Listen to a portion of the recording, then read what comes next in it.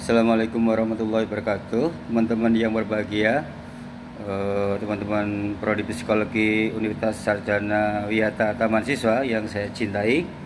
Mari kita mulai kuliah ini dengan menyampaikan puji syukur kepada Allah Subhanahu Wa Taala, kepada Tuhan yang Maha Kuasa atas berkat dan rahmatnya sehingga kita semuanya dapat berkumpul di dunia maya ini dalam keadaan sehat walafiat. Mudah-mudahan dengan kita terus bersyukur kepada Tuhan, Tuhan akan memberikan kita kebaikan hidup yang lebih banyak lagi. Amin. Yang kedua, kita doakan teman-teman kita yang bisa hadir karena suatu hal, karena sakit dan sebagainya. Mudah-mudahan Tuhan bisa menolongnya dan bisa normal kembali sehingga bisa berjumpa kembali dengan kita semuanya. Teman-teman yang berbahagia, jadi kuliah kali ini akan saya bikin online YouTube saja ya. Keterangan-keterangan yang sederhana yang mudah-mudahan bisa diterima dan dipahami oleh teman-teman semuanya mengenai mata kuliah filsafat ini yang nantinya akan menjadi bahan ujian tengah semester ya. Jadi ujian tengah semester itu kalau tidak salah awal Mei ini, dan nanti rencananya kuliahnya take home saja, membuat soal-soal esai yang nanti jawabannya analisis dan dikerjakan di rumah gitu ya, lalu dikumpulkan pas ujian gitu. Teman-teman berbahagia, pada kesempatan hari ini saya akan menyampaikan tentang objek kajian filsafat. Jadi karena filsafat ini mengajak orang atau ilmu yang mempelajari tentang pemikiran atau intelektualitas yang mengajak orang untuk berpikir bijaksana. Jadi menggunakan nalar dengan bijaksana. Bijaksana itu tidak bijaksono untuk kepentingan kelompok atau bijaksini untuk kepentingan sendiri, tapi bijaksana kepentingan yang transenden ini. Maka dalam perkembangannya sebagai filsafat, sebagai ibunya ilmu pengetahuan, nanti ada filsafat ilmu yang menjadi kajian bagaimana ilmu itu terbentuk lewat 3 struktur penting, yaitu struktur ontologis, struktur epistemologis, dan struktur aksiologis. Itu kalau Anda menguasai 3 struktur ilmu itu, susunan ilmu pengetahuan yang juga dikembangkan oleh Jujun S.R. Suryo Sumantri kan ya, profesor ini ya dari UI ini, Anda bisa bikin ilmu apa saja ya. Dan ilmu itu ilmu tentu diharapkan ilmu yang bermanfaat bagi masyarakat. Kalau dalam struktur ilmu pengetahuan apapun itu selalu mengandung unsur ontologi, berarti eksistensi, asal usul dari ilmu itu, keberadaan dari ilmu itu, lalu kemudian dari mana ilmu itu berasal, apakah hasil perkawinan dari ilmu ini dengan ini, ilmu sosial dengan ilmu humaniora, lalu melahirkan ilmu psikologi dan sebagainya itu ya. Itu yang kemudian melahirkan sebuah ilmu, status ontologisnya, menyatakan asal usulnya, wujud ilmu itu, keberadaan ilmu itu.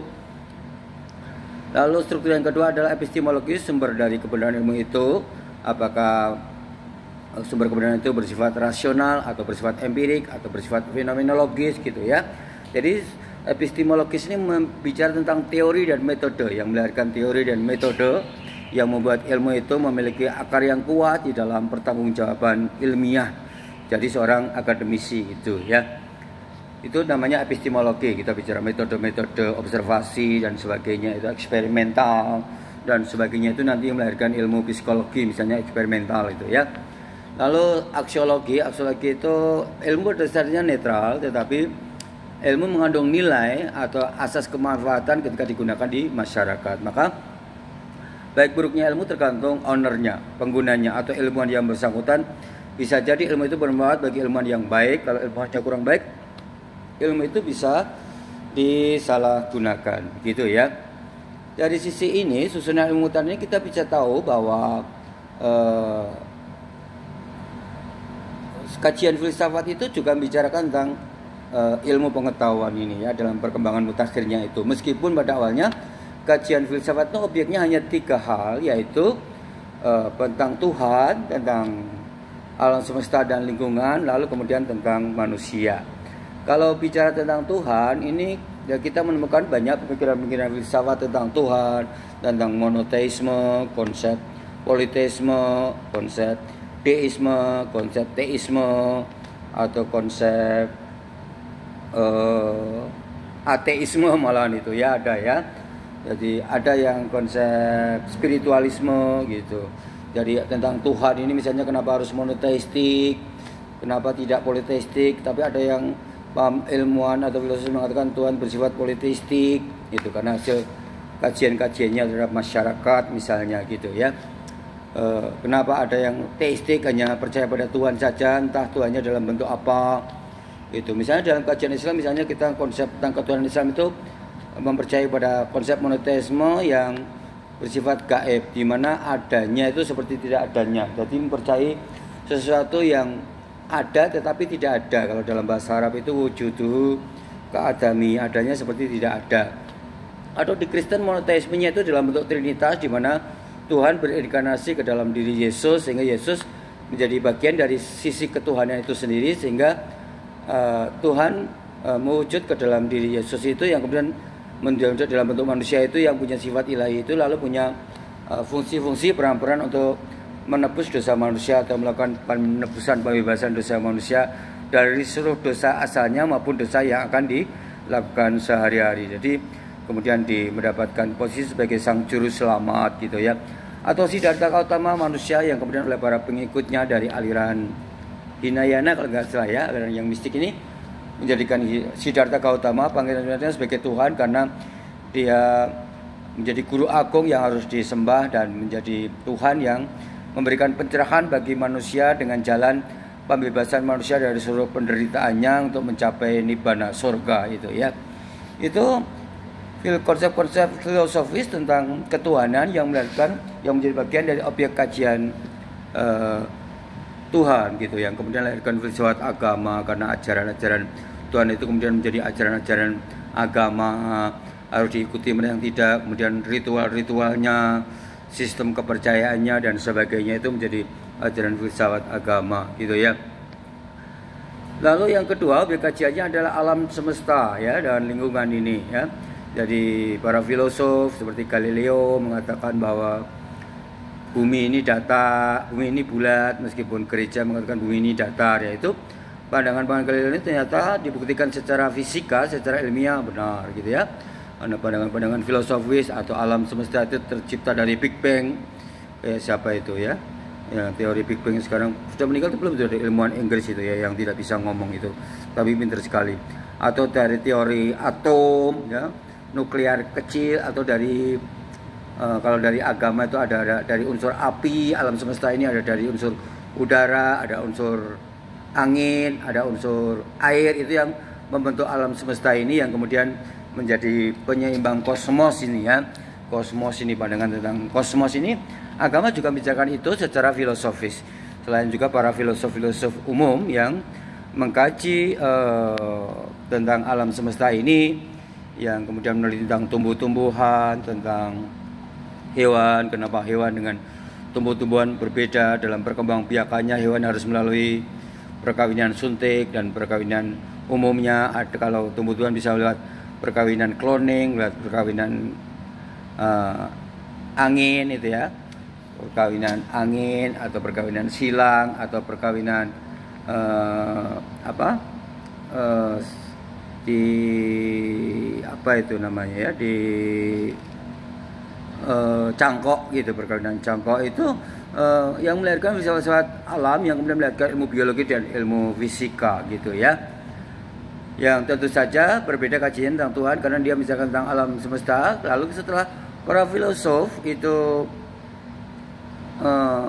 mengkaji secara mendalam kajian-kajian tentang alam semesta dan lingkungannya ini, melahirkan banyak sekali ilmu-ilmu alam ini, ilmu pengetahuan alam ini ya. Lalu kemudian fisika, kimia dan sebagainya itu, kemudian terakhir sains dan teknologi dalam perkembangannya itu. Lalu muncul ilmu-ilmu sosial. Ilmu sosial ini nanti melahirkan ilmu sosiologi ya, bahwa manusia, kajian tentang manusia, filsafat manusia ini melahirkan filsafat sosial tentang masyarakat, bahwa masyarakat itu adalah terbentuk dari manusia-manusia yang saling berinteraksi gitu ya. Lalu manusia yang saling berinteraksi itu melahirkan ilmu sosiologi, misalnya interaksi individu itu ditentukan oleh motif dirinya, oleh motivasi dalam dirinya, atau yang pandangannya Max Weber dan sebagainya itu. Kalau interaksi individu di masyarakat itu ditentukan oleh objeknya, bukan oleh subjeknya, motif seperti para psikolog itu, tetapi oleh objek, oleh seperti George Simmel, bahwa yang menentukan kita berinteraksi di dalam masyarakat berkomunikasi dan sebagainya itu, berinteraktif itu adalah objek. Misalnya kita lihat ada uang, kita berkumpul, lihat ada minuman, kita berkumpul, ada sesuatu yang indah, kita berkumpul, itu membuat orang berinteraksi. Bukan subjek yang menentukan kita berinteraksi, tetapi objek itu adalah ilmu-ilmu sosiologi itu. Lah ilmu sosial ini nanti melahirkan ilmu politik, bahwa orang berinteraksi karena saling mempengaruhi sehingga melahirkan kekuasaan, power ya, di mana power ini mempengaruhi orang lain sehingga dia memiliki kekuatan untuk menaklukkan orang lain, itu ya ilmu politik. Atau lainnya juga ilmu ekonomi, bahwa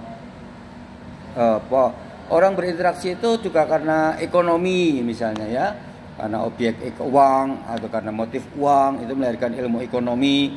Sehingga orang berinteraksi itu untuk mencari pesugihan misalnya, mencari kekayaan ya, sehingga adalah ilmu ekonomi, di mana ilmu ekonomi itu mempelajari tentang perkembangan ekonomi di masyarakat, dari orang berinteraksi di pasar tradisional, berinteraksi di mall, berinteraksi di hotel, di bandara, semuanya adalah dunia sosial ekonomi yang membantu pertumbuhan ekonomi dari suatu masyarakat. Nanti juga melahirkan ilmu-ilmu antropologi, juga ilmu-ilmu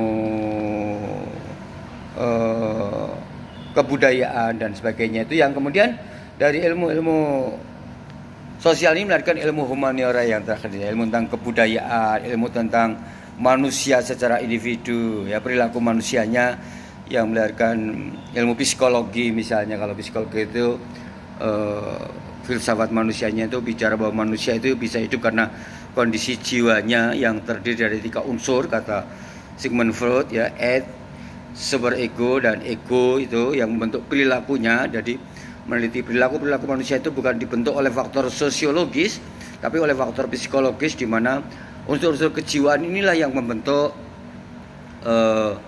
manusia, pikirannya, perasaannya, hasratnya.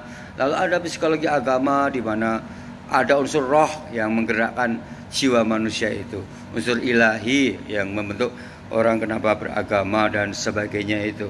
Saya kira itu saja adik-adik ya, atau teman-teman semuanya, objek kajian filsafat pada hari ini. Yang penting ada 3 pokok pada awalnya, yaitu tentang Tuhan, tentang alam semesta, dan tentang manusia. Yang kemudian objek kajiannya kemudian melahirkan filsafat ilmu tentang ilmu pengetahuan ini, melihat susunan ilmu pengetahuan, fungsi-fungsi ilmu pengetahuan, dan perdebatan-perdebatan aksiologi, norma-norma dari ilmu pengetahuan itu. Saya kira itu saja yang bisa saya sampaikan. Lebihnya mohon maaf jika ada hal yang kurang berkenan. Terima kasih, sampai jumpa kembali. Silakan kalau ada pertanyaan-pertanyaan yang lain kita sampaikan di grup WhatsApp ini, dan silakan absen yang bisa digunakan, dicantumkan di grup WA kita ini. Terima kasih. Kurang lebihnya mohon maaf. Wassalamualaikum warahmatullahi wabarakatuh.